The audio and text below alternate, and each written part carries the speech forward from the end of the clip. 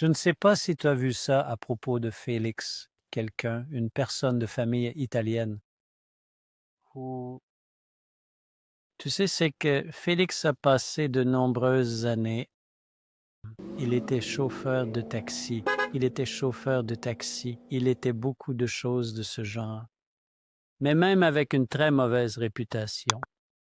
L'homme qu'il a employé, une famille italienne, un vieil homme, qui l'a employé. Il livrait l'homme à un magasin de pizza. Et Félix livrait, donc, quand ce vieil homme a entendu que Félix était devenu président, J'ai dit, oh mon Dieu, j'ai dit, celui-ci, puis il a raconté l'histoire.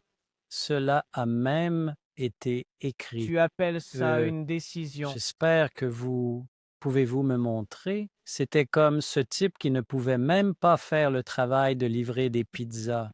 Comment cela s'est-il passé? Je fais la traduction de cette vidéo en français dans le seul objectif de rendre l'information accessible aux Congolais et surtout dans la langue dont ils sont à l'aise à communiquer.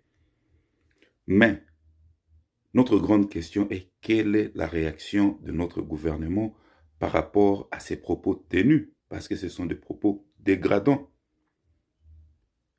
Allons-nous nous taire et laisser les autres continuer cette guerre médiatique de dénigrement, de perte de crédibilité?